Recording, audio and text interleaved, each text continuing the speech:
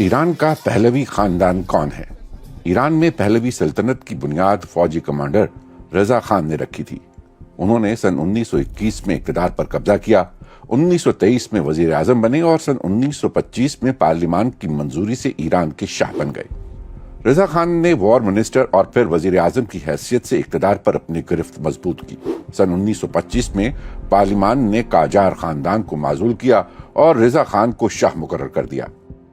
رضا شاہ نے فوج کو وسعت اور حکومت کو مرکزیت دے کر اپنی طاقت مزید مستحکم کی۔ انہوں نے سیکولر سکول اور عدالتیں قائم کی جس سے تعلیم اور قانون مذہبی حکام کے اثر سے نکل کر ریاست کے اختیار میں آ گئے۔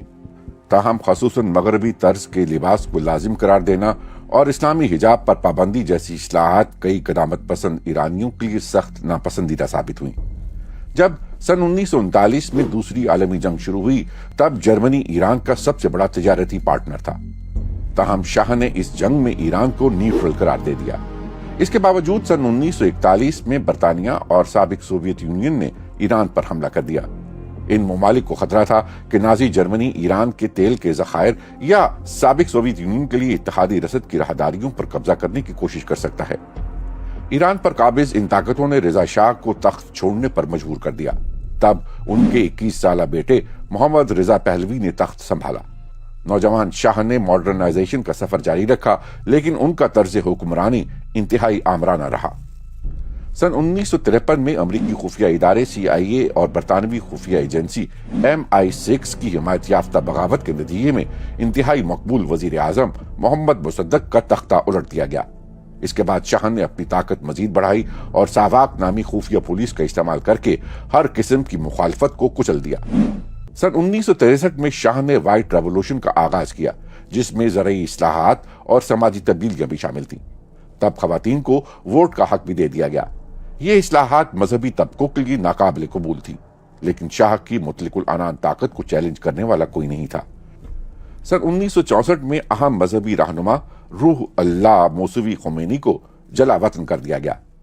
سن 1970 کی دہائی تک تیل کی بے پناہ آمدنی نے جہاں شاہی عیش و عشرت کو بڑھایا وہیں مہنگائی، بدعنوانی، بڑھتا امریکی اثر و رسوخ اور شاہی شان و شوکت نے عوامی غم و غصے کو دوچند کر دیا۔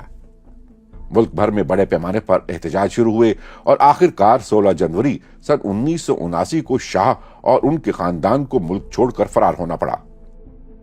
2 ہفتے بعد فرانس میں مقیم خمینی جلا وطنی ختم کرتے ہوئے وطن واپس آئے۔ انہوں نے 11 فروری سن 1979 کو باقاعدہ طور پر بادشاہت ختم کر دی جس سے اسلامی جمہوریہ ایران کے قیام کی راہ ہموار ہوئی۔ محمد رضا شاہ سن 1980 میں جلا وطنی میں انتقال کر گئے۔ آج ان کے بیٹے رضا پہلوی امریکہ میں مقیم ہیں اور خود کو ایران کا ولی عہد قرار دیتے ہیں۔ ایران میں سیکولر جمہوریت کے سرگرم حامی رضا پہلوی کچھ حلقوں کے لیے اسلامی جمہوریہ کے خلاف مزاحمت کی ایک علامت ہیں، لیکن رضا پہلوی کا نام متعدد حلقوں کو ان کے والد کے آمرانہ طرز حکومت اور ساواک کی سفاکیت کی یاد دلاتا ہے جس کے نتیجے میں ہی سن 1979 کے اسلامی انقلاب کی راہ ہموار ہوئی تھی۔